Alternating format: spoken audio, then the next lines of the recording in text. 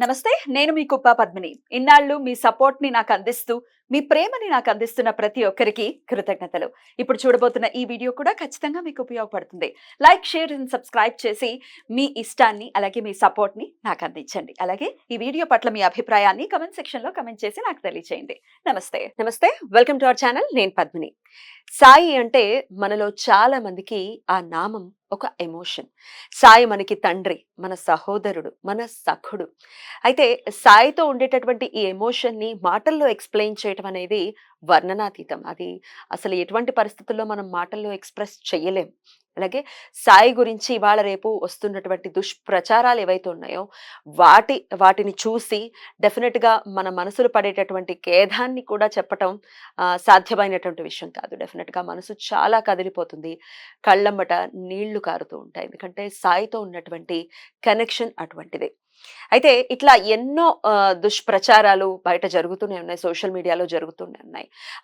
సాయి గురించి మాట్లాడితే కొంతమంది నెటిజన్స్ కూడా రకరకాలుగా స్పందిస్తూ, రకరకాలుగా మాటలతో చిత్రహింసలు పెడుతూ వల్గర్గా మాట్లాడుతున్న నెటిజన్స్ లేకపోలేరు. ఇది వాళ్ళ తప్ప నేను అనట్లేదు. కొంతమంది తమకు తాము మేధావులుగా అనుకునే వాళ్ళు సాయి గురించి, సాయి సచ్చరిత్రలో నుంచి కొన్ని అంశాల గురించి, లేకపోతే ఫేక్ ట్వీట్స్ గురించి అన్నిట్లని తీసుకొచ్చేసి ఇదిగో కోర్టు ఈ ఆర్డర్ ఇచ్చేసింది, కోర్టు ఆ ఆర్డర్ ఇచ్చేసింది, సాయి ట్రస్టే చెప్పేసింది ఆయన ముస్లిం అని, ఇట్లా రకరకాలైనటువంటి మాటలు. సాయిని కొలవద్దు అని చెప్పి బ్రెయిన్ వాష్ చేయటం అనే పని మీదే ఉన్నారు కొంతమంది. అయితే ఇవాల్టి మన గెస్ట్ ఈ టాపిక్ గురించి మాట్లాడటానికే ఈనాటి మన స్టూడియోకి రావడం జరిగింది. అయితే ఇవాల్టి మన గెస్ట్ మీరు కోరుకున్నటువంటి వ్యక్తి. అతి చిన్న వయసు, ఒక యంగ్స్టర్. ఆయన సాయి గురించి చేస్తున్నటువంటి పరిశోధన చూస్తే నిజంగా ముచ్చటేస్తుంది. వారు మీరు కోరుకున్న వ్యక్తే. ఎందుకంటే నేను సాయి శ్రీనివాస్ గారి ఇంటర్వ్యూ చేసినప్పుడు ఈ అబ్బాయిని కూడా ఖచ్చితంగా ఇంటర్వ్యూ చేయండి అని అన్నారు. ఆయన మరెవరో కాదు, సూర్య విహారీ. ఆయన మన స్టూడియోకి వచ్చారు, మాట్లాడదాం. సూర్య విహారీ గారు నమస్తే అండి. Please welcome to red TV భక్తి. చాలా చాలా సంతోషం మిమ్మల్ని కలవటం. ఎందుకంటే నేను సాయి గారితో ఒక ఇంటర్వ్యూ చేశాను, సాయి శ్రీనివాస్ గారితో సాయిబాబా గారి గురించి ఇంటర్వ్యూ చేశాను. ఆ ఇంటర్వ్యూలో నేను నోటీస్ చేసింది, మీ పేరుని చాలా మంది కమెంట్స్ చేస్తూ ఉన్నారు మన సబ్స్క్రైబర్స్. మీరు సూర్య బిహారీ గారిని కూడా ఒక్కసారి ఇంటర్వ్యూ చేయండి, ఆయన కూడా ఇలాగే చాలా వివరణాత్మకంగా మాట్లాడతారు అని చెప్పి అని అంటే, ఎవరి సూర్య బిహారీ గారు అని మీ గురించి చూడటము, తర్వాత సాయి శ్రీనివాస్ గారే మీ గురించి చెప్పటము, మీ నంబర్ ఇవ్వటము, మిమ్మల్ని ఇలా కలవటం చాలా చాలా సంతోషంగా ఉంది. సాయి గురించి జరిగేటటువంటి దుష్ప్రచారం ఈనాటిది కాదు, ఎప్పటి నుంచో కూడా జరుగుతుంది. ఎగ్జాక్ట్లీ. ఆయన ఉన్నప్పుడు ఉంది, ఆయన లేనప్పుడు, ఆయన లేరని అనుకోవద్దు, ఆయన ఉన్నారు, భౌతికంగా లేరు. ఎగ్జాక్ట్లీ, భౌతికంగా లేరంతే. సో ఆయన గురించి వస్తూనే ఉంటుంది. ఆయనను వ్యతిరేకించే వారు వ్యతిరేకిస్తూనే ఉన్నారు. ఎంత వ్యతిరేకించినా కించిత్ కూడా మార్పు లేదు ఆయన భక్తుల్లో అనటంలో ఎటువంటి సందేహం లేదు. భక్తులుగా ఉండి వదిలేసిన వాళ్ళు భక్తులు అని అనుకోకూడదు కదా. ఫస్ట్ లో జరిగింది మంచి తీసేసుకున్న తర్వాత ఇప్పుడు చెడు జరుగుతుంది, చెడు అంటే అది మన ప్రారంభ కర్మ బేస్ చేసుకొని ఉంటుంది. అండ్ ఫస్ట్ ఆఫ్ ఆల్ ఎవరో ఏదో చెప్పారు. ఇప్పుడు చాలా మంది సేవ పేర్లతో చెప్పుకుని సొల్లు కబుర్లు చెప్పేవాళ్ళు చాలా మంది ఉన్నారు కదా. కాకపోతే జస్ట్ యూట్యూబ్ లో వీడియోస్ కావాలి, రెవెన్యూ కావాలి, వాళ్ళకి డబ్బులు కావాలి, దానికోసం ఎవరికైనా డబ్బులే కావాలి. ఎవరైనా డబ్బుల్ని జనరేట్ చేస్తారు. దానికంటే ఒక ప్రాపర్ వే ఉంటుంది, పద్ధతి ఉంటుంది, ఎమోషన్స్ తో ఆడుకోకుండా ఉండాలి డెఫినెట్ గా కదా. అయితే ఈ సాయి గురించి ఇప్పుడు ఎవరో ఏదో చెప్తున్నారు అని అంటే, నీలో ఉన్నటువంటి భక్తి కదిలింది, నీ మనసు కదిలిపోయింది అని అంటే అది భక్తి కాదు. జస్ట్ నువ్వు వ్యాపారం చేస్తున్నావు, ఓ ఈయనను గొలిచేస్తే నాకు ఇది అయిపోతుంది అని అనుకుంటున్నావు, అది భక్తి కాదు. వచ్చిన ప్రాబ్లం అంతా. సో ఎప్పుడైతే ఒకసారి గురువుని గట్టిగా పట్టుకొని నమ్ముకొని మనం ఆశ్రయిస్తామో, సో అది ఎటువంటి సిచ్యువేషన్ అయినా ఆయన వదలకూడదు. డెఫినెట్లీ అది పరీక్ష కింద కూడా చూసుకోవాలి. కానీ సాయి భక్తుల్లో మనం చూస్తే ఎమోషనల్ గా కనెక్ట్ అయి ఉంటారు సాయికి అనేది ఎవరికి వారి అనుభవపూర్వకంగా మనకు చెప్తూనే ఉంటారు. నేను సాయి నాకు తండ్రి, సాయి నాకు సహోదరుడు, సాయి నాకు స్నేహితుడు, ఇలా చెప్తూ ఉంటారు కదండి. ఖచ్చితంగా ఆయనతో ఏదో ఒక రిలేషన్ తోనే కనెక్ట్ అవుతారు, కానీ ఏదో ఒక గురువుగా అన్నట్టు మాత్రమే ఏదో దేవుడు, ఎగ్జాక్ట్లీ ఆయన ఏదో దేవుడు ఉండదు. ఆయన మాకు అంతకంటే ఎక్కువ అనే వాళ్ళే ఎక్కువ తప్పితే ఎగ్జాక్ట్లీ. అది. ఇంకా దేవుడి కంటే ఎక్కువ అంటే ఏమిటి, ఆ ఎమోషన్, అది అసలు సిసలు భక్తి అని చెప్పుకోవచ్చు.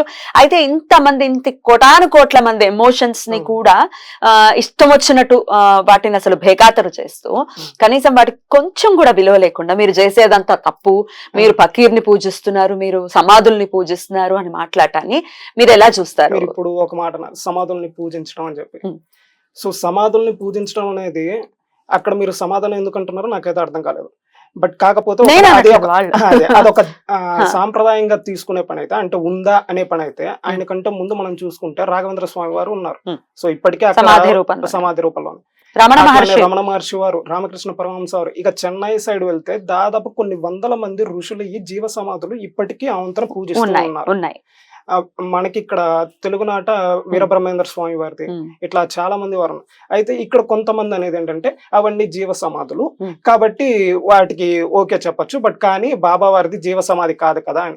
రమణ మహర్షి వారిది జీవ సమాధి కాదు, రామకృష్ణ పరమహంస వారిది జీవ సమాధి కాదు. నేటికి ఇప్పటికీ కాంచీ పీఠం వాళ్ళు కావచ్చు, శృంగేరి పీఠం వాళ్ళు కావచ్చు, వాళ్ళ పూర్వ పీఠాధిపతుల యొక్క సమాధుల్ని పూజిస్తున్నారు. అంటే అధిష్టానం అనాలి లేదా బృందావనం అనాలి. బట్ కాకపోతే ఇక్కడ మళ్ళీ బాబా వారి విషయానికి వచ్చేసరికి ఏంటంటే ఆయన హిందూ ఆర్ ముస్లిం అనేది ఎవరికి ఏమీ తెలియదు.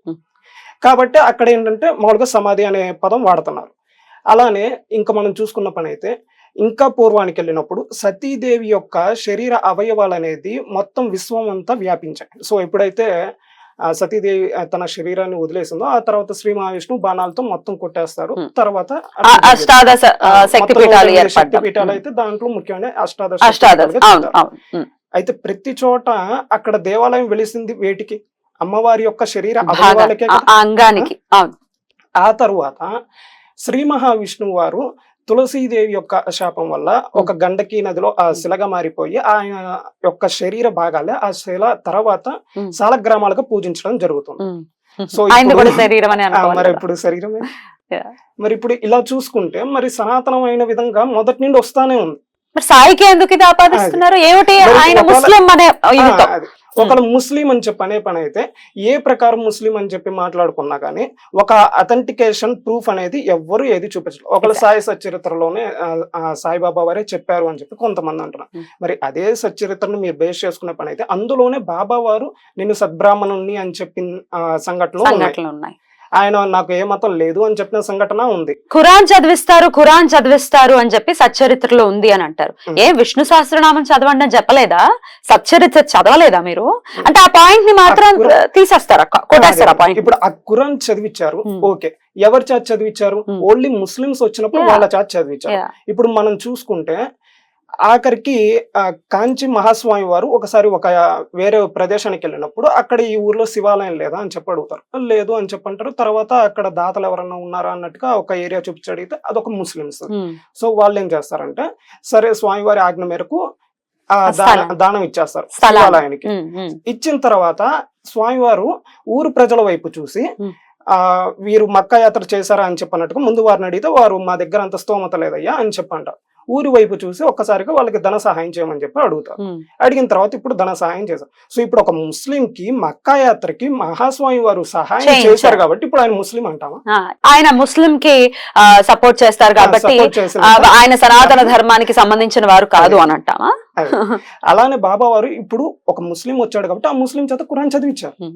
అలానే ఒక హిందూ వచ్చినప్పుడు మనం ఎన్నో చోట్ల విష్ణు సహస్రనామం, ఆధ్యాత్మ రామాయణం, ఆఖరికి బాబా వారు తన శరీరాన్ని వదిలేసే ముందు కూడా శ్రీరామ విజయం అనే గ్రంథాన్ని అనే భక్తుని చేత 3 సార్లు చదివి వినిపించుకొని ఆ తర్వాత మన సాంప్రదాయంలో ఎలా అయితే శ్రవణం చేసిన తర్వాత ఆ గురువుకి దక్షిణలాగా ఇస్తామో అట్లానే ఆయనకి ఒక కొబ్బరికాయ, కొన్ని నాణ్యాలు దక్షిణగా ఇచ్చారు. ఇప్పుడు ఈ పద్ధతి అంతా కూడా ఇస్లాంలో ఉందా? లేదు. సరే ఒకవేళ ఆయన వేషధారణ అన్నావా అంటే లంగోటి కట్టుకున్నారు, తలకి టోపీ పెట్టి, టోపీ కూడా కాదు మళ్ళీ గమనిస్తే. ఒకవేళ ముస్లిమ్స్ మనం చూసుకుంటే ప్రధానంగా ఎక్కడ చూసుకున్నా కానీ మన భారతీయ ప్రాంతంలో టోపీనే ఉంటుంది. మరి గుడ్డ నాకు ఎక్కడ కనపడదు, చాలా అరుదుగా ఉంటుంది. ఈ సాంప్రదాయం ఎవరికి ఉందా అని చూసుకుంటే మళ్ళీ సిక్కుల్లో మనకు కనపడుతుంది. ఒకవేళ లంగోటి టైపు ఆ వస్త్రధారణ కూడా సిక్కుల్లో మొత్తం 7 రకాలు ఉన్నారు. అంటే ముఖ్యంగా సో ఉదాసీలు అని చెప్పి నామదారీలు ఇట్లా రకరకాలుగా ఉన్నారు. వాళ్ళలో చూసుకుంటే కొంతమందికి అదే వేషధారణ మనకు కనపడితే. ఇక ఈ తలపాగాకు వచ్చేసరికి ఈ తలపాగా మనం గమనించుకున్నట్టయితే మన సాంప్రదాయంలో కూడా ఉంది.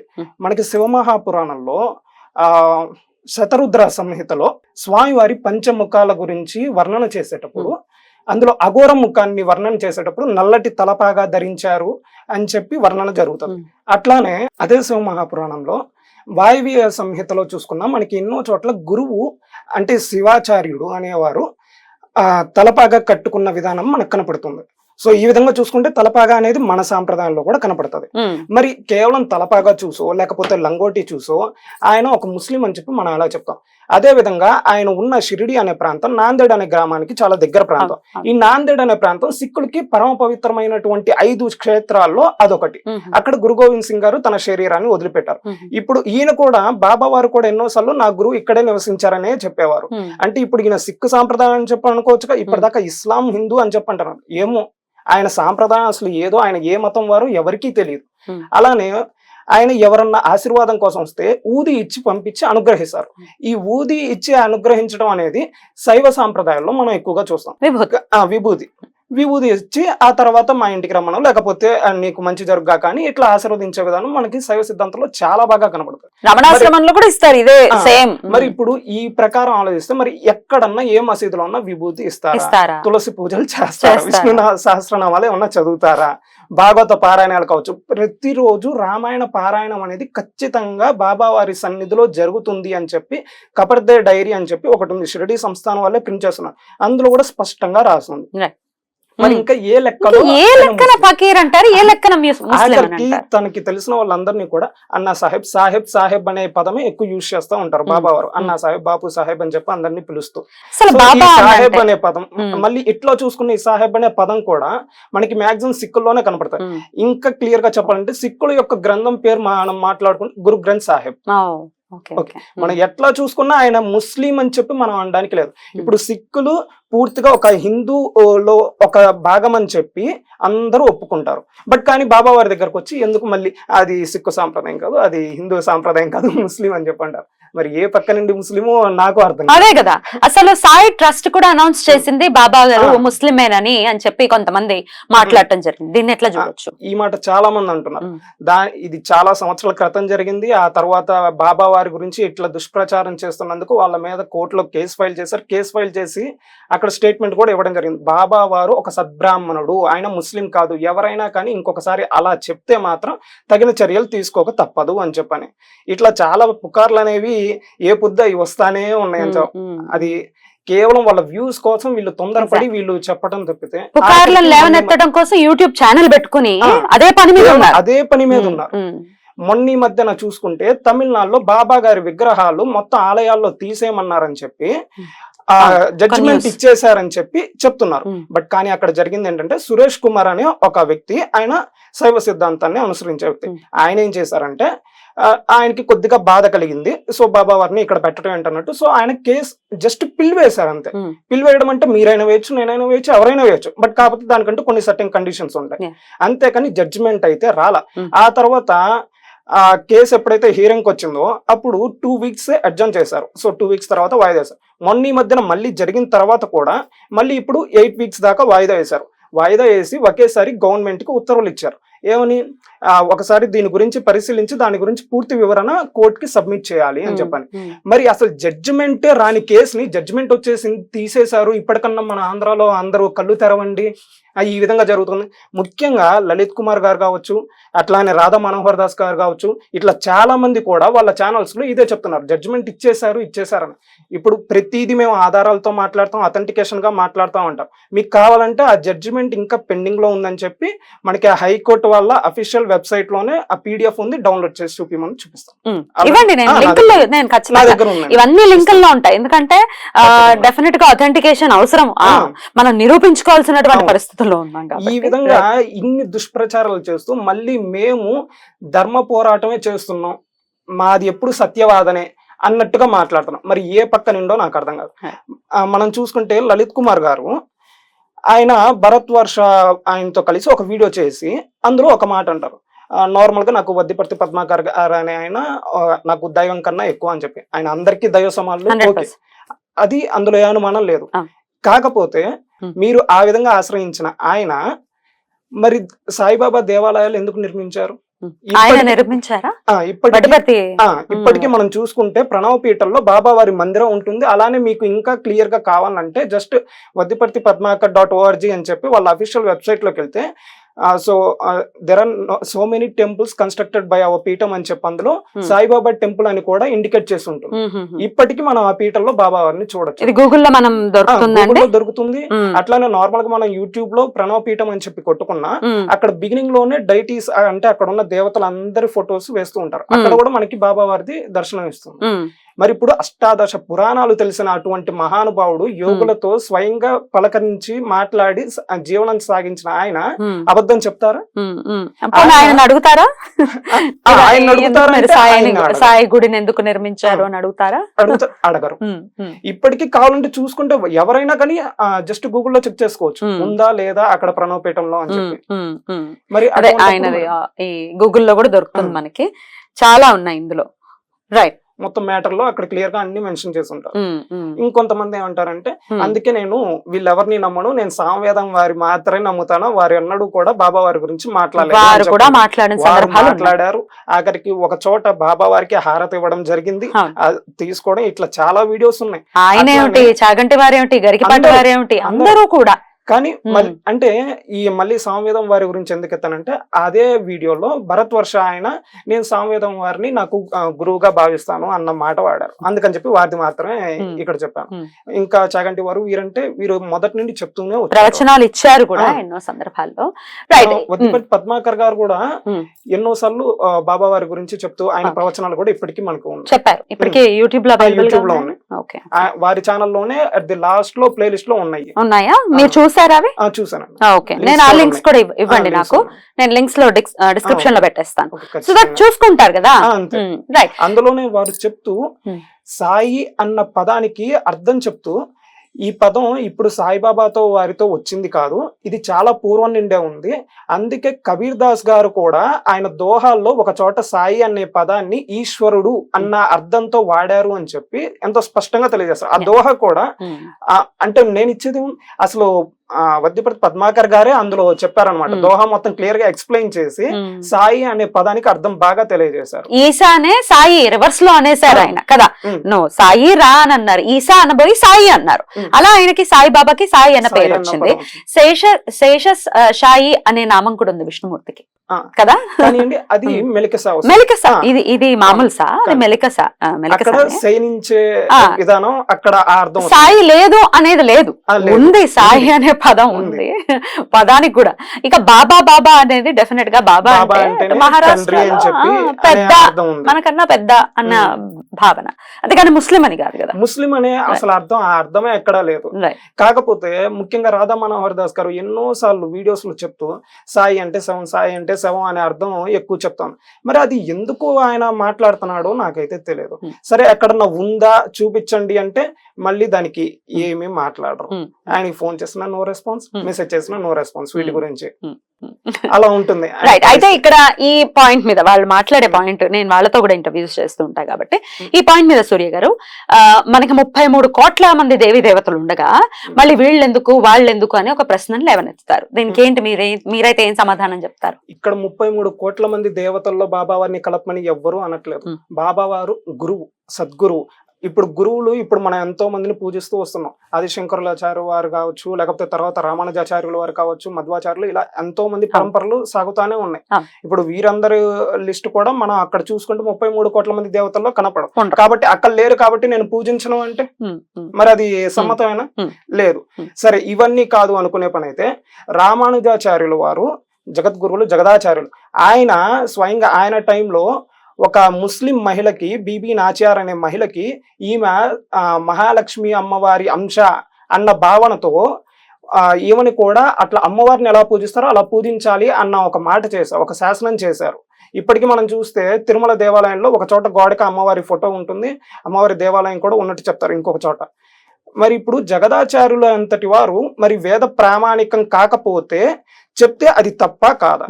ఒకవేళ వారేమైనా తప్పు చేస్తారంటే వారు తప్పు చేయరు, తప్పు మాట్లాడరు. మరి ఏ ప్రామాణికంగా ఒక ముస్లిం మహిళని ఇట్లా ఒక దేవతగా చెప్పారు అనేది మరి ఇప్పుడు వాటి దగ్గర ఎందుకు ప్రశ్నించరు అనేది నాకు అర్థం కాదు.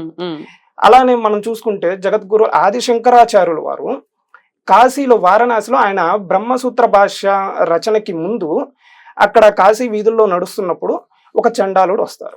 వచ్చినప్పుడు వారికి వీరికి సంభాషణ జరుగుతుంది. ఆ చండాలుడి పక్కన ఒక 4 కుక్కలు ఉంటాయి.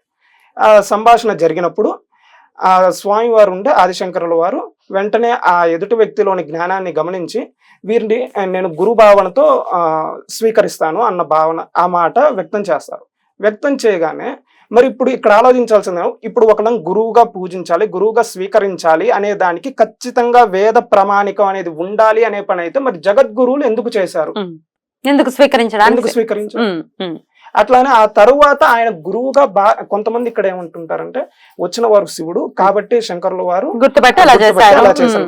బట్ కానీ మనం చూసుకుంటే శృంగేరి పీఠం వాళ్ళు కావచ్చు, కాంచీ పీఠం వాళ్ళు కావచ్చు, వాళ్ళు ప్రచురించినటువంటి శంకర విజయం అనే గ్రంథాన్ని మనం పరిశీలిస్తే అందులో ఎంతో స్పష్టంగా చెప్తారు.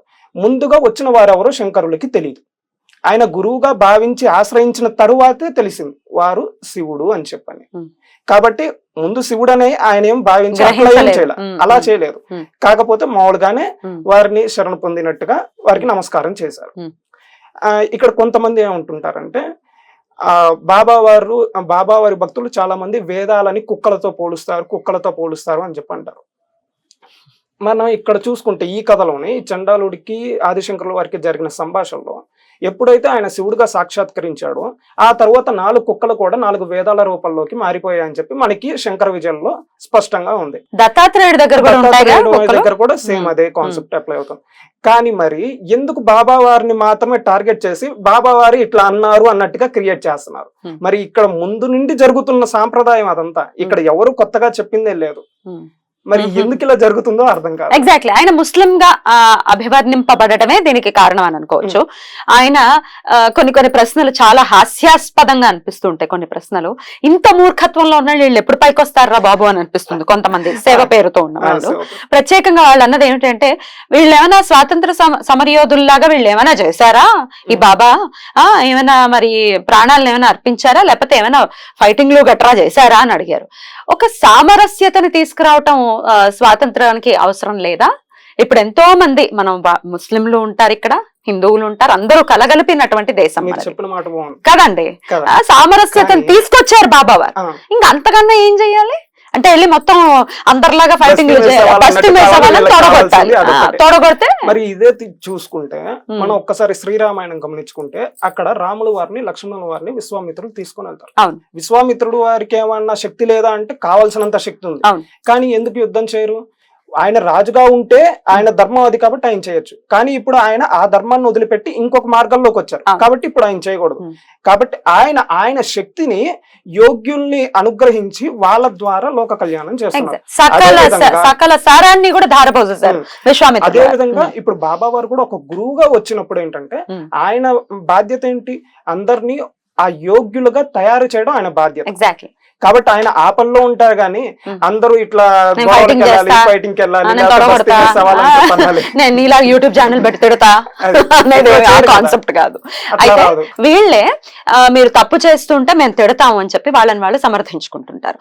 అది కూడా దానికి ఎగ్జాంపుల్ ఏం చెప్తారు అంటే ఆదిశంకర్లే అన్నారు భజగోవిందం భజగోవిందం మూఢమతే అని తిట్టారు ఆదిశంకర్లు. ఆదిశంకర్లతో వీళ్ళకి పోలిక. ఆదిశంకర్లు మరి ఎంతో ఈ సమాజానికి సేవ చేశారు. ఎన్నెన్నో సౌందర్యలహరి దగ్గర నుంచి ఎన్నెన్నో స్తోత్రాలను ఇచ్చారు, కనకదారని ఇచ్చారు. మరి నువ్వేమిచ్చావు? నలుగురిని తిట్టిపోయడం తప్ప కదా. ఈ తిట్లనే ఏమైనా స్తోత్రాలుగా మార్చుకోలేమో, కానీ నువ్వేం చేసావు? ఎట్లా కంపేర్ చేసావు? ఆయన తిట్టారు అని అంటే ఆయనకి నీకు ఏమిటి పోలిక? నువ్వు తిట్టడానికి నీకు ఎవడిచ్చాడు హక్కు అనేది ఒక పాయింట్. మీరేం చెప్తారు సూర్య గారు దీనికి?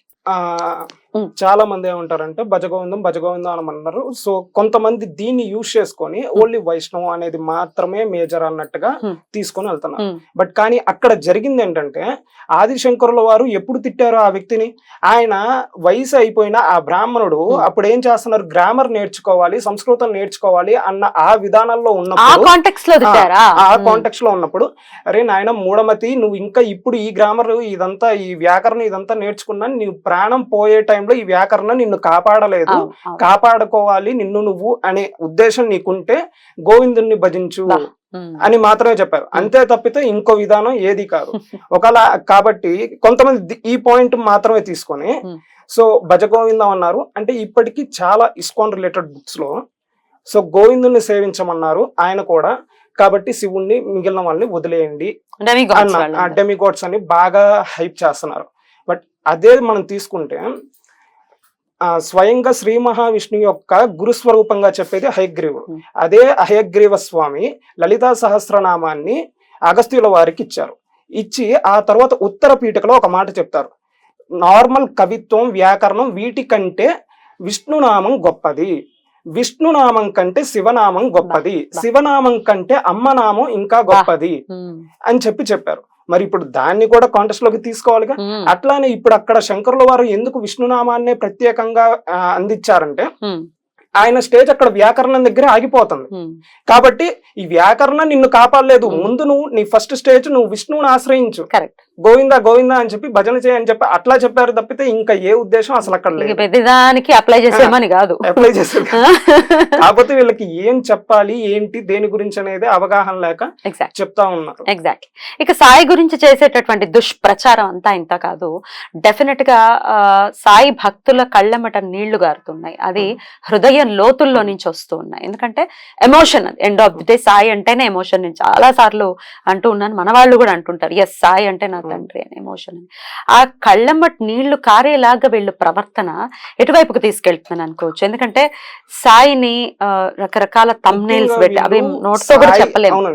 అసలు సాయి అన్న పదాన్ని ఒక తప్పుడు పదంగా క్రియేట్ చేసేసారు.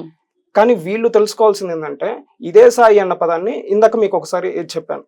అట్లానే మన హనుమాన్ చాలీసా కనుక గమనిస్తే అందులో 37వ దోహాలో జయ జయ జయ హనుమాన్ గోసాయి కృపాకరో గురుదేవకి నాయి అని చెప్పి వస్తుంది. ఇప్పుడు అక్కడ గోసాయి దానికి అర్థం ఏంటి?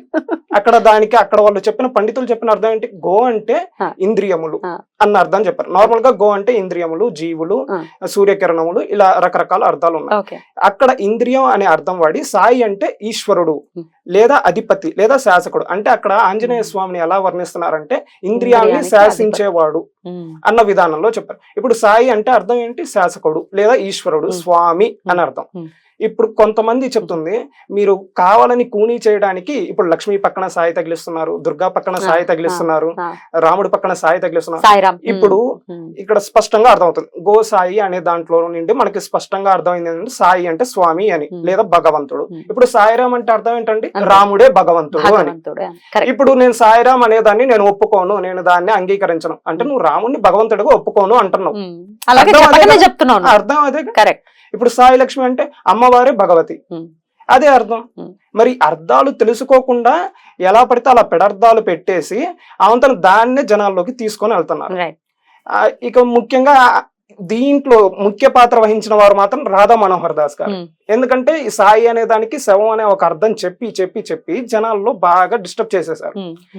దీనికి రామానుజాచార్యుల వారి చరిత్రలో ఒక మాట ఉంటుంది. అంటే హరి అనే పదానికి రామానుజాచార్యుల వారి గురువు గారు ఒక నీచమైన అర్థాన్ని చెప్తారు.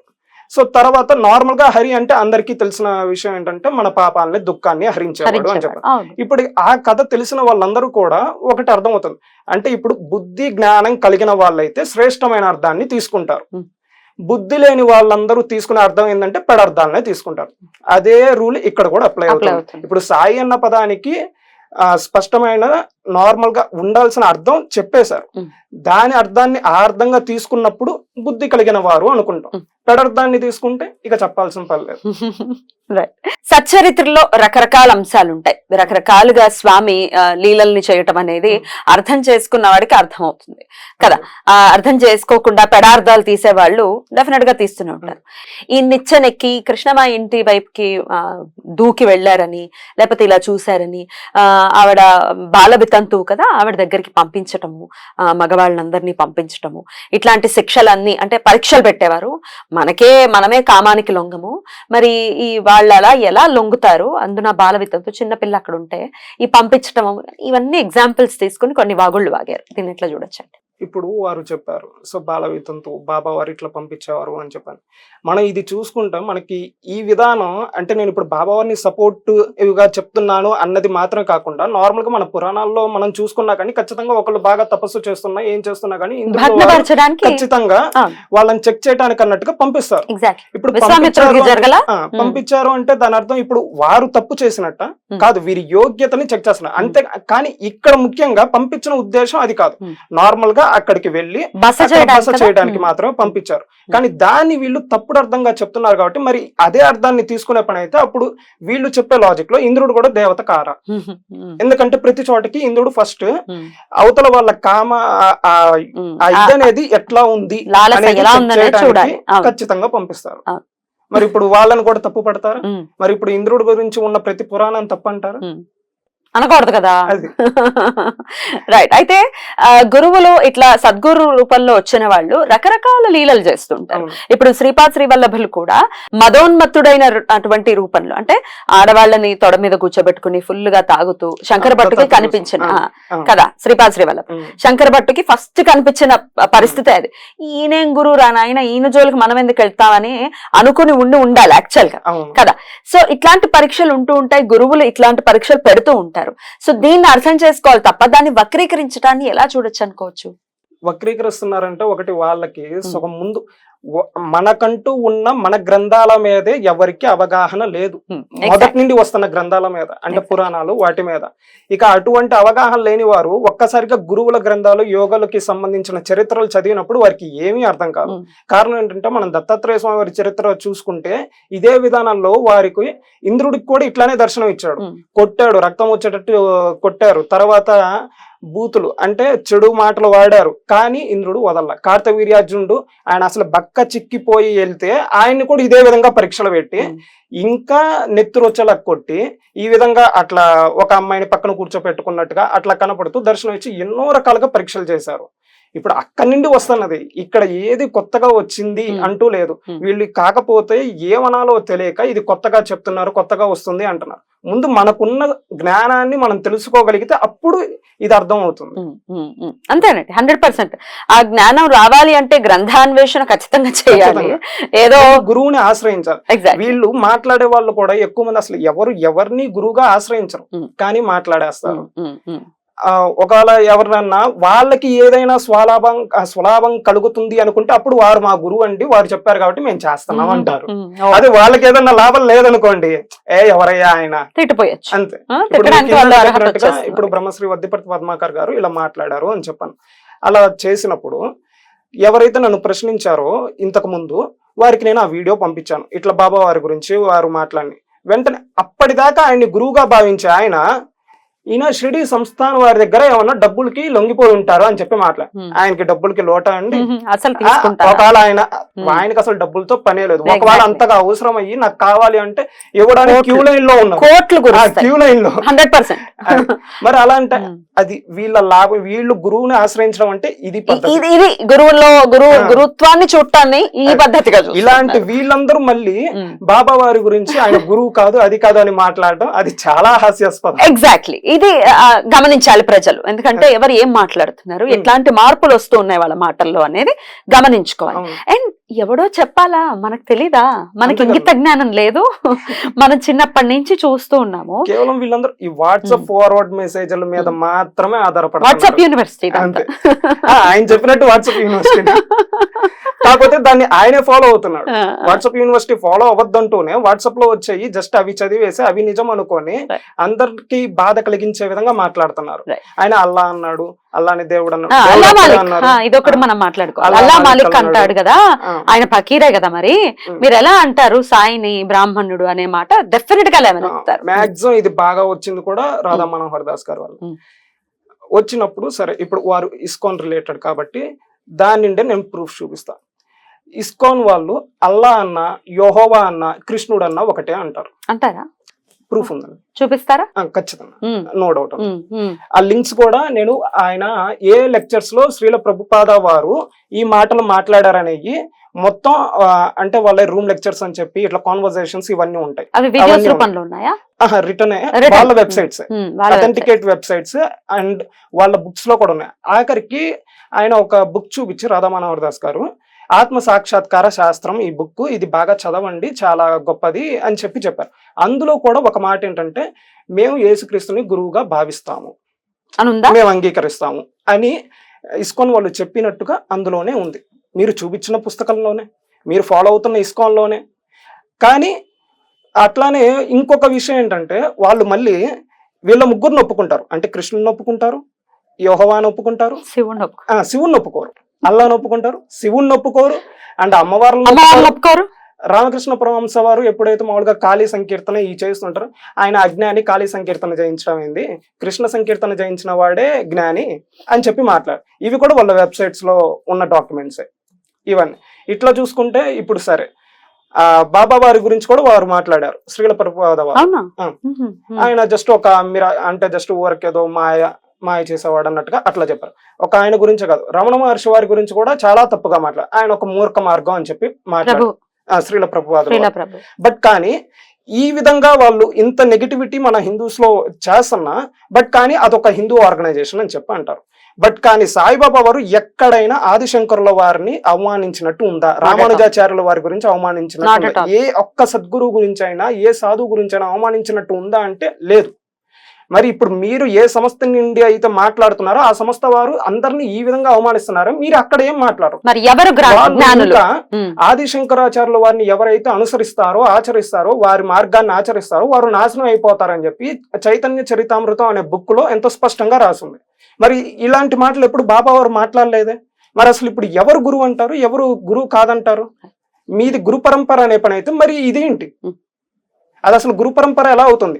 ఇంకొకళ్ళ నాశనం అవ్వాలి అని చెప్పి కోరుకోవడం. అట్లానే బాబా వారు ఎప్పుడు కూడా నువ్వు అల్లాని నమ్మకపోతే నువ్వు నాశనం అవుతావు, లేకపోతే రాముని నమ్మకపోతే నాశనం అవుతావు, లేకపోతే నన్ను నమ్మకపోతే నాశనం అవుతావు అనే మాట మాట్లాడాల. బట్ కానీ రాధా మనోహర్ దాస్ గారు మీ ఇస్కాన్ తరపున ప్రింట్ అయినటువంటి చైతన్య చరితామృతంలోనే ఎవరైతే చైతన్య మహాప్రభువుని కృష్ణుడితో సమానంగా భావించారో వాళ్ళు రాక్షసులు అని చెప్పి ఉంది. సో అదంతా ఎలా అథెంటికేట్ అవుతుంది? ఎక్కడన్నా చెప్పారా? మరి వీటికి వేద ప్రమాణాలు ఉన్నాయా? మరి వాటిని ప్రామాణికంగా తీసుకోవాలని జనాలకి వారి బుక్స్ చదవండి అని చెప్పి మీరు ఆ విధంగా చెప్తున్నారు.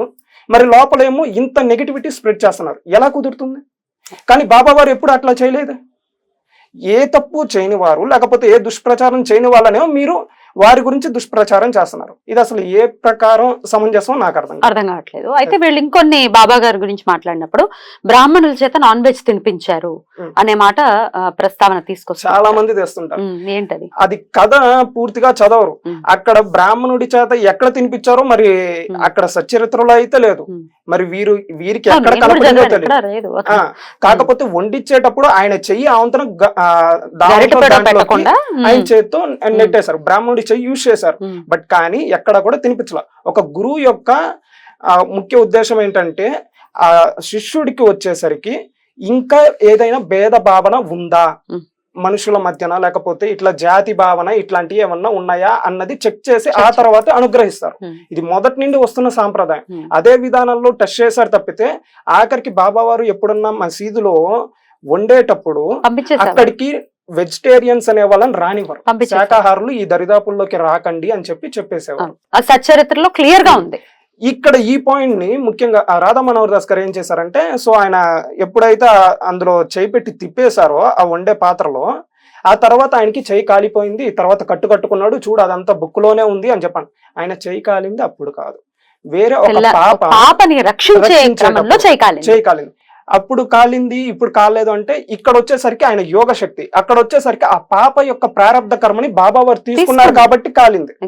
అంతేకాని మరి ఇప్పుడు దేవుడికి మంట పుట్టిద్దా కాలిద్దా అంటే మనం చూసుకుంటే లక్ష్మీ నరసింహస్వామి వారు ఎప్పుడైతే హిరణ్యకశిపుణ్ణి సంహరించాడో ఆ గోడలతో ఆ తర్వాత స్వామి వారికి వేళ్ళంతా మంట పుట్టాయి అంటారు. వచ్చింది. మరి ఈ విధంగా జరిగినప్పుడు మరి ఇప్పుడు అక్కడ కూడా సేమ్ రూల్ అప్లై అవుతుందా? మరి ఇప్పుడు ఆయనకి మంట పుట్టింది కాబట్టి ఇప్పుడు మీరు లక్ష్మీ నరసింహ స్వామి వారిని వ్యతిరేకిస్తారా? తప్పు కదా, అలా అనడం తప్పు కదా. రామచంద్రమూర్తికి కూడా కష్టం వచ్చింది, దేవుడు కష్టం రావడం ఏమిటి అని అంటామా మనం? అవివేకం మానవ కదా. రూపంలో ఉన్నప్పుడు తప్పకుండా అన్ని జరగాల్సిందే, అన్ని జరగాల్సిందే. ఇప్పుడు రమణులకు కూడా సర్కోమా వ్యాధి వచ్చింది, ఏమంటే ఆయన యోగ పొంగవుడు కదా, ఆయనకి ఎందుకు రావాలంటే వచ్చింది, మరి శరీర ప్రారంభం. ప్రారంభం అక్కడ ఏం గమనించాలంటే వాళ్ళు ఆ ప్రారంధానికి అంటుకున్నారా లేకపోతే వేరేగా ఉన్నారా? వారికి అన్ని బాధలు వచ్చినా గానీ వారికి ఆ బాధ అనుభవిస్తున్న భావనే లేదు. మరి అటువంటిప్పుడు ఇంకా అసలు వారికి ఆ బాధ కలిగింది అని మీరు ఎలా చెప్తారు? సతీదేవి కూడా ఖండాలుగా అదే ఆయన ఆవిడ శరీరాన్ని వదిలేస్తే పాపం ఆ శవాన్ని ఇచ్చుకుని స్వామి ముల్లోకాలు తిరిగాడు అనేది వింటాం.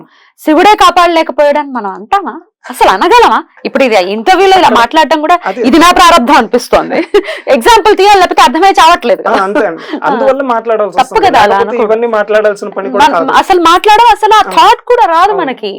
సో నిజంగా చాలా హింసని క్రియేట్ తర్వాత జరగాల్సినటువంటి కార్యం జరగాలి కాబట్టి ఆ క్షణాన అట్లా నటించాలి కాబట్టి నటిస్తారు అంతే.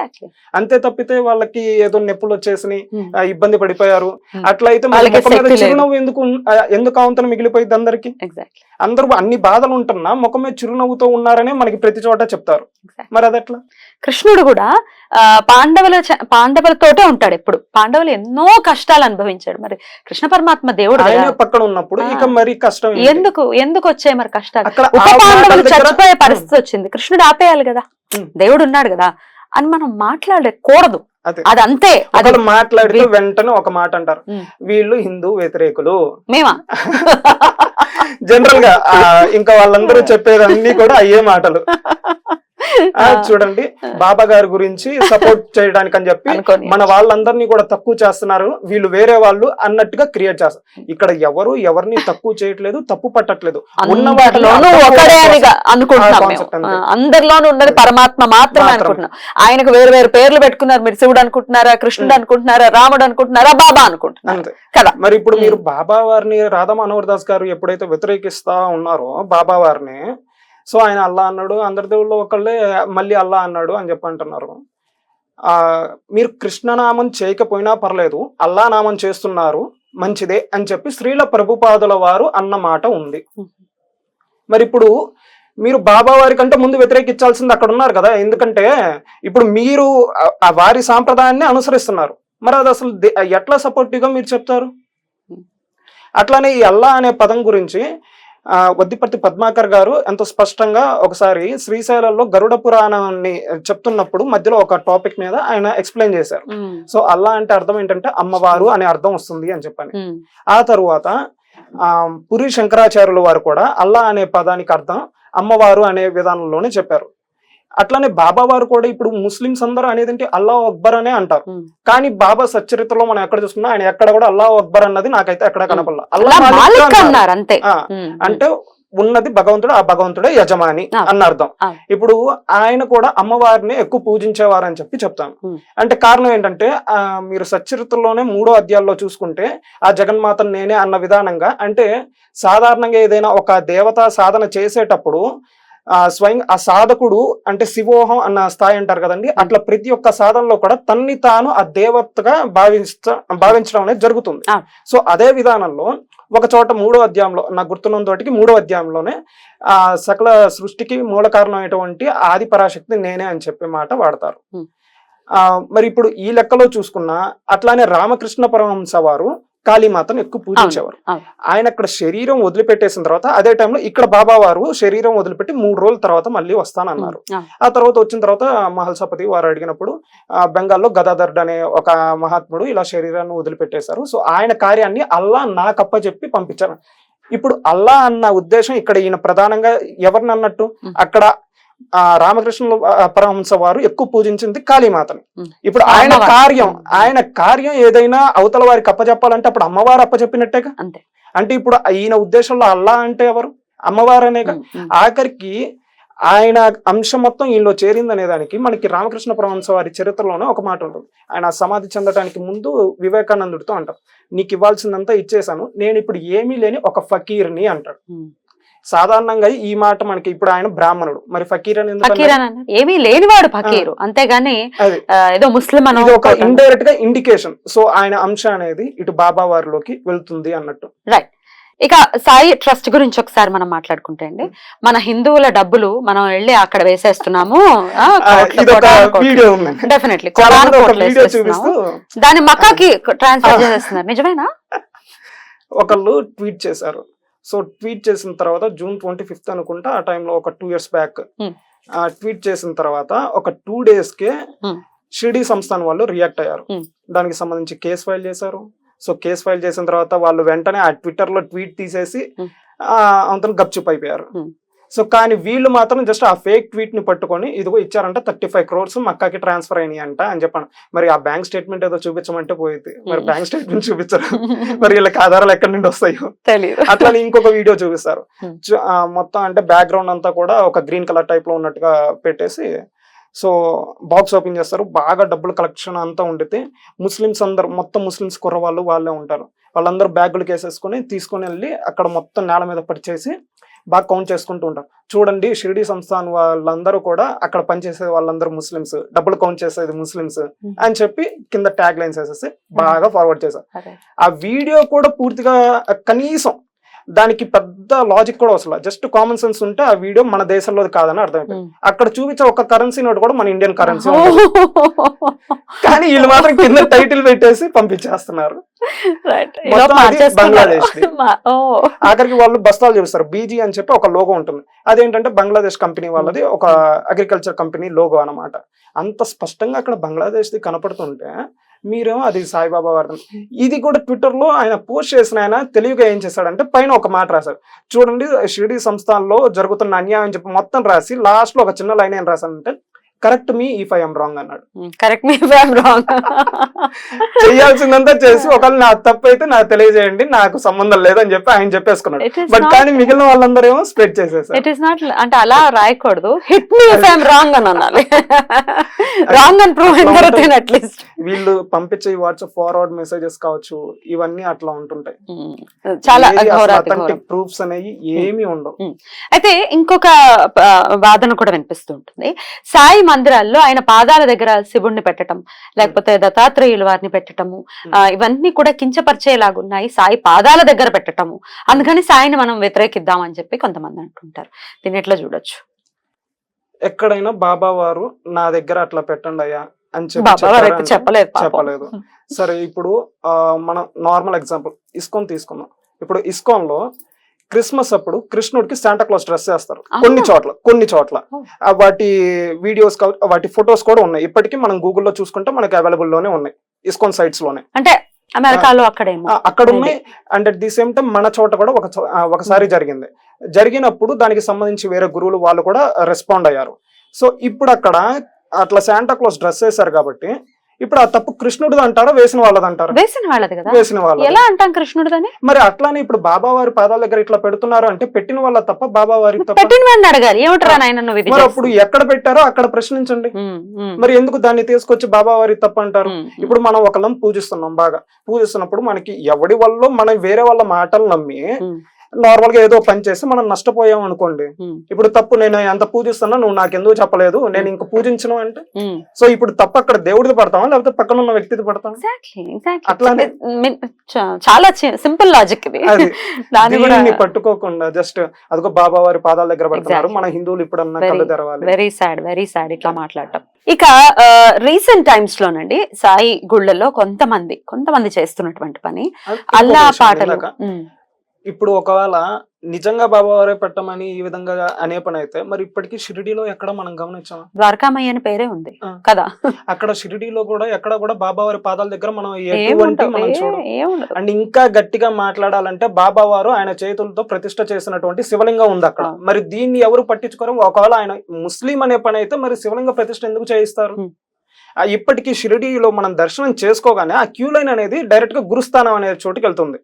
ఆ గురుస్థానంలో మనం చూసుకుంటే అక్కడ శివలింగం ఉంటుంది. దాని స్టోరీ మనం వెతికినా చాలు. అది మొదట్లో మేఘశ్యాముడు అనే ఆయన భక్తుడికి ఇచ్చాడు, తర్వాత ఆయన ఎప్పుడైతే శరీరం వదిలేశారో అక్కడ ప్రతిష్ఠ చేయించారు.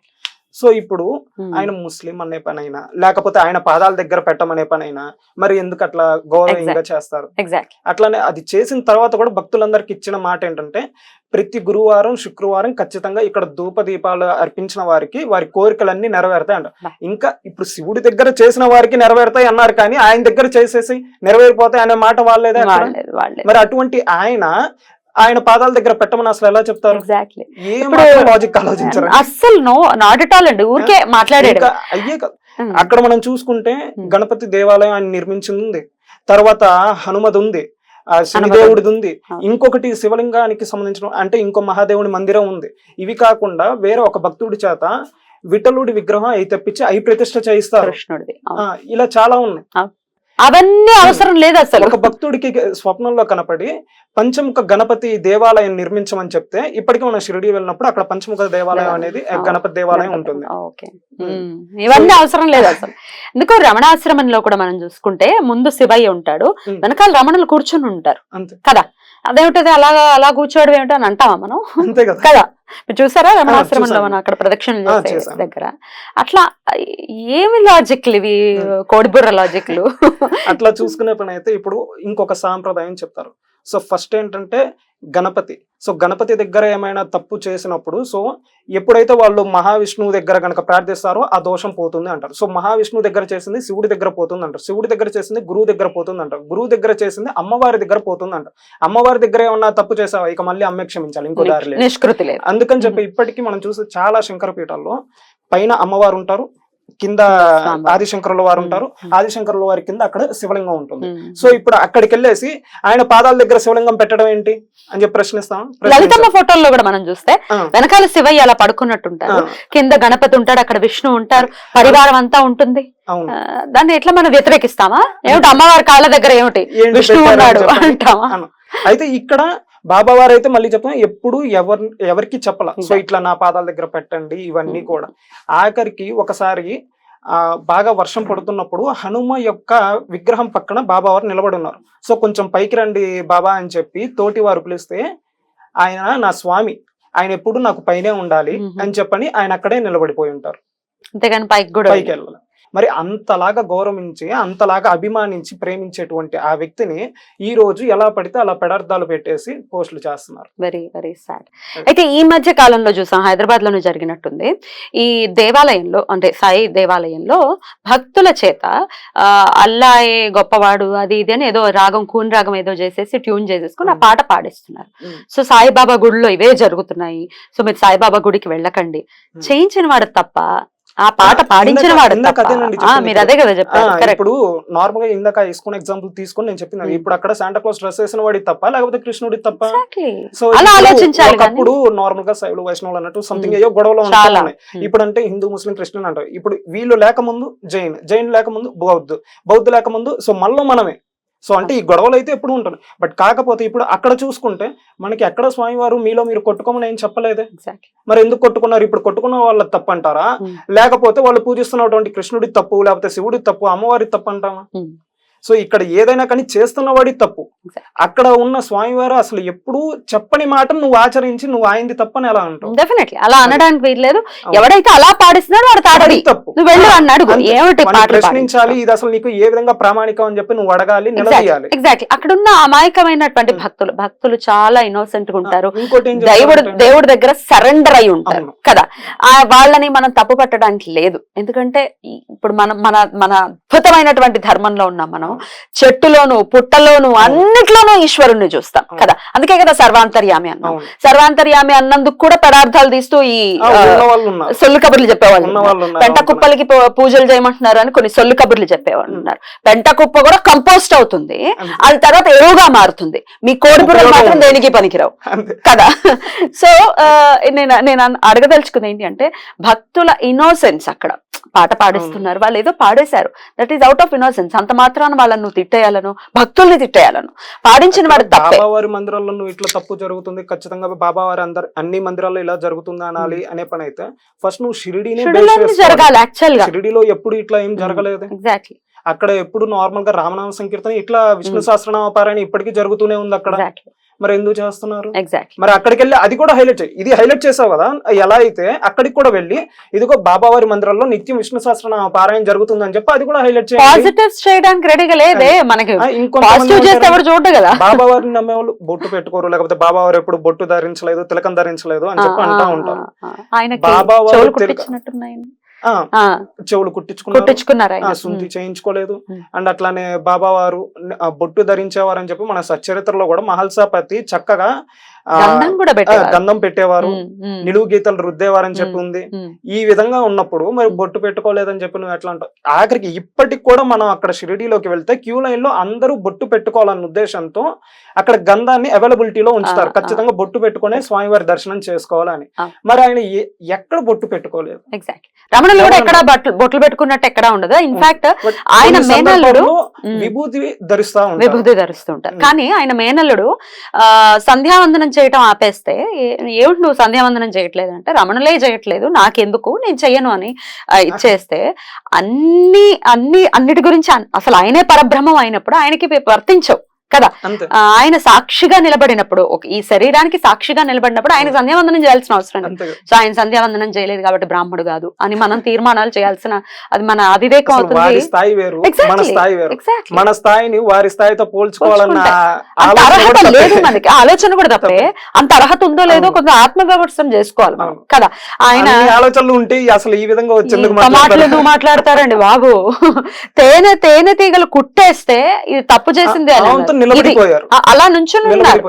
తేనెటీగలు కుట్టేస్తే కాలుని ఇది తప్పు చేసింది అని అన్నారు. అంటే కాలు మనమైతే అయ్యబాబాయ్ నా కాలు కుట్టేసిందండి అయ్యబాబాయ్ అని ఇలాంటి స్టేజ్ లో ఉన్న మనం అలాంటి స్టేజ్ లో ఉన్న వాళ్ళ గురించి మాట్లాడే అర్హత అయితే ఎగ్జాక్ట్లీ. బాబా వారి గురించి కూడా అదే, బాబా బొట్టు పెట్టుకోలేదు, బాబా ఇది చేయలేదు, బాబా అది చేయలేదు. అసలు వీటి గురించి ఇట్లా రమణుల వారు బాబా గురించి పోల్చడం అంటే మనం చేయాల్సిన పని కూడా లేదు ప్రస్తుతం. ఎందుకంటే ఆర్థర్ ఆస్బోర్న్ అని చెప్పి రమణుల వారి ఆజ్ఞ మేర షిరిడీ వెళ్ళి ద ఇన్క్రెడిబుల్ సాయిబాబా అనే ఒక బుక్ రాసి అందులో ఆయన వర్ణించేటప్పుడు ఎన్నో చోట్ల ఎలా అయితే బాబా వారు ఇలా చెప్పారో అలానే రమణుల వారు ఇలా చెప్పారు, ఎలా అయితే బాబా వారు ఇలా చేశారు రమణుల వారు ఇలా చేశారు అని చెప్పి ఎన్నో సంఘటనలు ఉదాహరణలతో సహా మనకి చూపిస్తారు ఆ బుక్.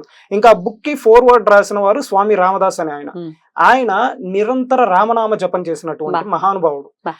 అరుణాచలంలో గుహలో ఎన్నాల్లో ఉండి ఆ తర్వాత రమణుల అనుగ్రహానికి కూడా పాత్రుడయ్యి కేరళలో ఆనందాశ్రమం అని చెప్పి ఒక ఆశ్రమాన్ని నిర్మించి అక్కడ in the quest of God అని చెప్పి ఒక గ్రంథాన్ని రచించి ఇప్పటికీ ఎంతో మంది స్పిరిచువల్ సీకర్స్ అందరూ కూడా ఆ బుక్ ని ఒక గైడ్ గా తీసుకునే వాళ్ళు ఉన్నారు.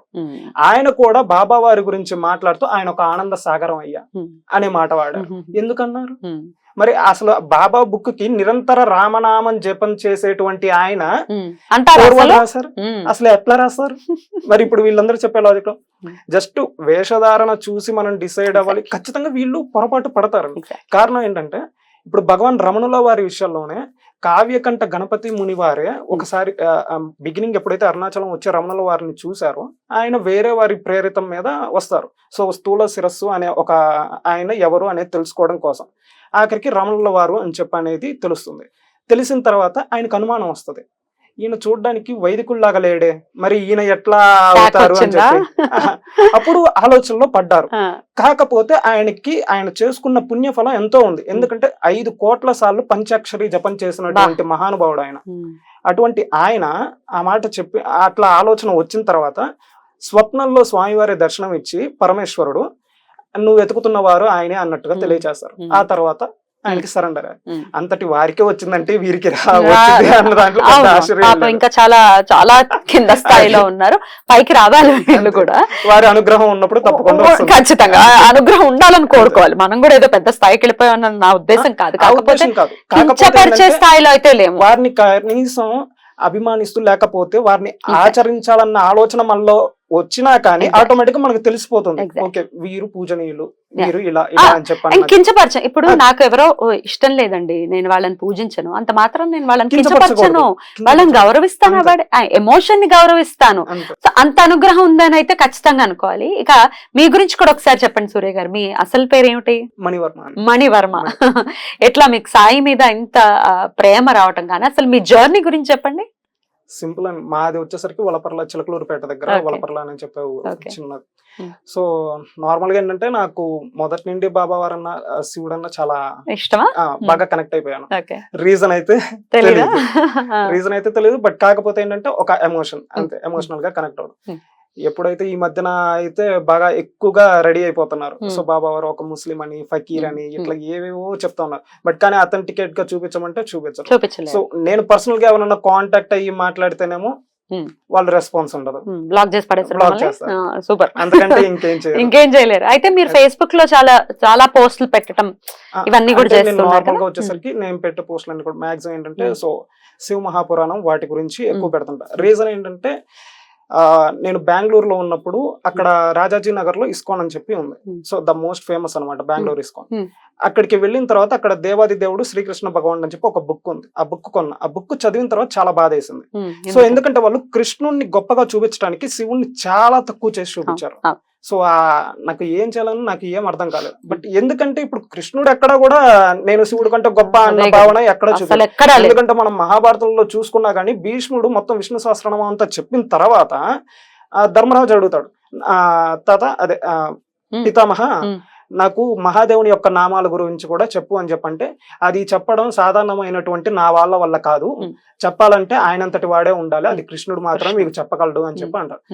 ఆ మాట చెప్పి కృష్ణుడికి ఇంత గొప్ప ఐశ్వర్యం, కీర్తి ఇవన్నీ రావడానికి కారణం ఆయనకున్న రుద్రభక్తి అని చెప్పి అంటారు. మరి అటువంటి ఆయన మరి ఏదో శివుడు అంటే ఆయనకంటే తక్కువ అన్న భావన కలిగిస్తూ జనాల్లో ఈ విధంగా చేస్తున్నారు. సో ఇంకా నాకు బాధ అనిపించింది. సో వీళ్ళకి శివ మహాపురాణం గురించి ఏమీ తెలియక ఇట్లా ఉన్నారు, దాని మీద మన వంతు ప్రయత్నం ఏదో చేద్దామని చెప్పన్నట్టుగా నేను ఈ పోస్టులు చేస్తూ, సో ఎవ్రీడే ఒక్కొక్క అధ్యాయం పోస్ట్ చేస్తూ, సో ఒక టెలిగ్రామ్ ఛానల్ అండ్ ఫేస్బుక్ చేస్తూ ఇంకా అట్లా రన్ చేస్తూ ఉన్నా. రైట్.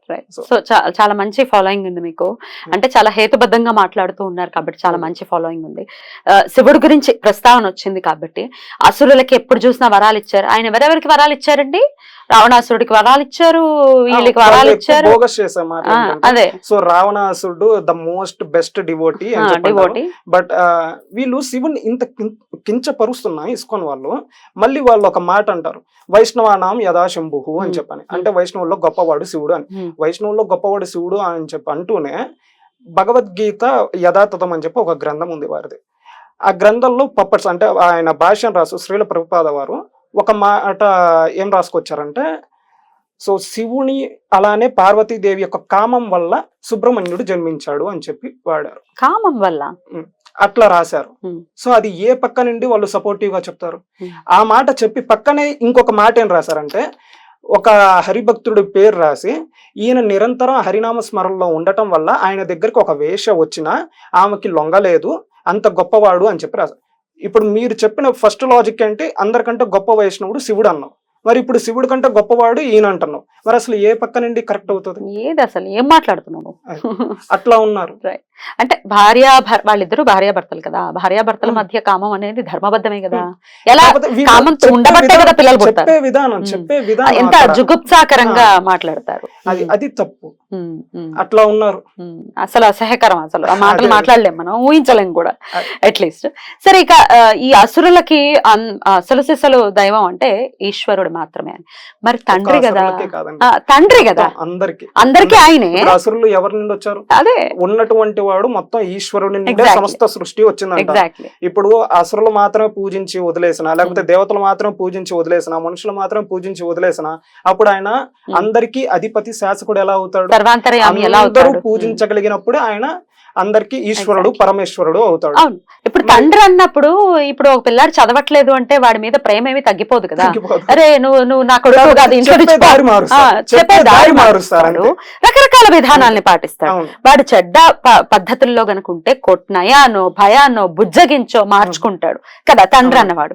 తండ్రి కాబట్టి మాత్రమే వరాలు ఇచ్చి వద్దురా నాయన అన్నప్పుడు తీసేసి ఎంత రౌద్రంగా అడుగుతాడు, పేగులు జీల్ చేసి వీణ వాయించేసి వద్దురా నీకు రావణ రాణా అని పేరు ఇచ్చాడు, ఎవడరా ఇంత రణం చేస్తున్నాడు అని చెప్పి దిక్కుమాల పేరిస్తే ఆ పేరు ఇచ్చుకుని తిరిగాడు రావణుడు, అది వేరే విషయం. కానీ తండ్రి అన్నవాడు అందరికీ తండ్రే, అంతే కదా. అసురుడికి తండ్రి కాదు, దేవతలకి మాత్రమే తండ్రి అనేది ఉండదు. శివయ్య కాకపోతే ఏంటంటే శివయ్య మాక్సిమం ప్రస్తుతం ఉమ్. ముఖ్యంగా కొన్ని సంస్థలు కేవలం దీని మీద పని కట్టుకొని శివుణ్ణి కూడా బాగా డిగ్రేడ్ చేస్తారు. అసలు ఎటువంటి పరిస్థితుల్లో విష్ణు అనుగ్రహం పొందరు వారు, అంతే కదండి. అంతే, ఎందుకంటే ఇప్పుడు ఎట్లయితే వాళ్ళు ఒక సైడ్ బాగా హైలైట్ చేస్తున్నారు. సో వైష్ణవానం యథాశంభు, ఇంకో సైడ్ కూడా ఉంది. ఇప్పుడు నువ్వు శ్రీమద్ భాగవతంలో అది చెప్పారు, అది విష్ణువు గురించి ఎక్కువ ప్రతిపాదించే పురాణం కాబట్టి అందులో అది చెప్పారు. అట్లానే శివుడు గురించి చెప్పే దాంట్లో అగ్రగణ్యర్ మమ భక్తానం త్వం హరే నిర్వికారః అని చెప్పంటారు. నా భక్తుల్లో అగ్రగణ్యుడివి నువ్వేనయ్యా హరి అని చెప్పి శివుడు అంటాడు. మరి ఇప్పుడు ఇది కూడా చెప్పాలి. అట్లానే ఇందులోనే కృష్ణస్తు శైవోత్తమః అంటారు. శైవుల్లో గొప్పవాడు ఎవరయ్యా అంటే కృష్ణుడు, ఎందుకంటే ఆయన శైవ దీక్ష తీసుకుని ఉపమన్యు మహర్షి దగ్గర సో శివారాధన ఎంతో చేశారు. సో ఇట్లా చూసుకుంటే అప్పుడు ఇద్దరు ఒకరినొకరు పూజించుకున్నారు. కానీ బయటకు వచ్చిన అసలు వాళ్ళిద్దరికి భేదం చూడడం ఏమిటరా నాయన, ఎప్పటికి మారుతాయో ఈ జనం, ఎన్ని వాళ్ళకే ఇంకా భేదాలు చూస్తున్నప్పుడు ఇక తర్వాత గురువులు ఇంకేముందండి. ఎగ్జాక్ట్లీ ఎప్పటికైనా మార్పు రావాలి. అండ్ ఎమోషన్స్ తో డెఫినెట్ గా ఆడుకోకూడదు. అదే దాని దట్ ఏం చేస్తూ ఉంటారు మీరు? Normal cyber security. Cyber security వైపు ఉన్నారా? Okay okay. సో జాబ్ చేసుకుంటూ, సో అంటే జాబ్ కాదు బట్ ఇన్ ద ట్రైనింగ్ లో ఉన్నారా ఇంకా? Okay okay, super. ఏమంటుంటారు మీ తల్లిదండ్రులు మీరు ఈ పోస్టులు పెట్టడం, లేకపోతే మీరు ఇంత రిగరస్ గా ఏం లేదు, చాలా సాఫ్ట్ గానే చెప్తున్నారు మీరు? ఎవరికి తెలియదు. ఎవరికి తెలియదా? మీ అమ్మగారికి నాన్నగారికి తెలియదు? అసలు నేను ఇట్లా మాట్లాడతానని తెలియదు. ఇప్పుడు ఇంటర్వ్యూ చూస్తే చూడరా? మా ఇంట్లో వాళ్ళు అయితే అసలు చూడరు. అంటే నార్మల్ గా ఇవన్నీ ఎక్కువ పట్టించుకోరు. బట్ నార్మల్ గా వీడియోస్ చూస్తూ ఉంటారు. మా నాన్న ఎక్కువ నార్మల్ న్యూస్. ఒకవేళ ఇది వచ్చింది అనుకోండి, వాళ్ళకి సజెషన్స్ చెప్పలేదు. మీరు చెప్పలేదండి, సజెషన్స్ లో ఒకవేళ యూట్యూబ్ లో వచ్చింది అనుకోండి, అవాక్ అవుతారేమో కదా.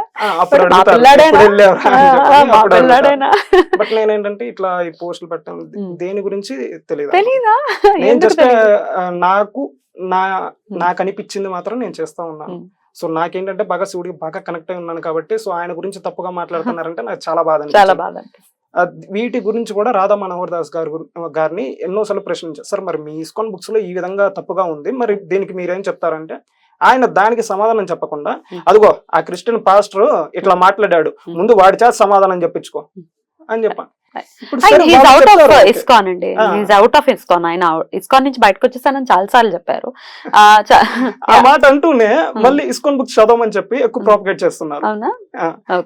రీసెంట్ గా కూడా అదే చెప్పాను కదా, ఆత్మ సాక్షాత్కార శాస్త్రం అని చెప్పి సంథింగ్ ఒకటి శ్రీల ప్రభుపాదులు వారు రాసిన బుక్ చూపించి ఇది బాగా చదవండి అని చెప్పి, సో ఇట్లా చాలా చోట్ల బుక్ స్టాల్స్ ఇట్లా పెట్టి అట్లా ఉన్న చోట ప్రాపగేట్ చేయడం అట్లా చేస్తా ఉన్నారు.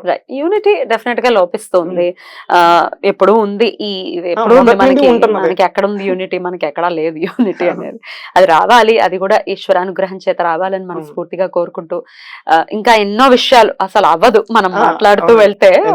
అక్కలకోట స్వామి వారు చెప్పినవి ఉంటాయి, టెంబే స్వామి వారు ఎన్నోసార్లు సంబోధిస్తూ గౌరవంగా చెప్పడం, అవన్నీ ఎన్నో ఉదాహరణలు, ఎన్నెన్నో అసలు ఒక మహాత్ముడు అని చెప్పి కాదు, ప్రతి మహాత్ముడి చరిత్రలో ఖచ్చితంగా ఇంటర్నల్ గా లింక్ అయి ఉంటుంది. రైట్, బ్యూటిఫుల్ అండి, చాలా అద్భుతంగా వివరించారు. ఇక నెటిజన్స్ కి లాస్ట్ అండ్ ఫైనల్ గా ఒకసారి చెప్దాము. ఈ నెటిజన్స్ ప్రభావితమైన నెటిజన్స్, పేటిఎం నెటిజన్స్ మనకు తెలియదు, అడ్డమైన బూతులు పెడుతూ ఉంటారు నెటిజన్స్. మీరు తిడితే మిమ్మల్ని తిడతారు, ఎండ్ ఆఫ్ ది డే నువ్వు ఏది నువ్వు చూపిస్తే నీకు చూపిస్తారు. సో అసలు సాయి గారి ఇంటర్వ్యూలో మనం చూస్తే పేటిఎం బ్యాచ్ అనుకుంటా వచ్చేసి దరిద్రమైన మాటలు మాట్లాడుతూ చెప్పేదంతా ఫేక్, నమ్మకండి. సో ఇంకొంచెం వల్గర్ లాంగ్వేజ్, వల్గారిటీనే, ఎందుకంటే ఆ పెంపకం అలా ఉంది, ఎండ్ ఆఫ్ ది డే ఆ పెంపకం అలా ఉంది కాబట్టి అలాంటి మాటలు వస్తున్నాయి అనుకోవచ్చు.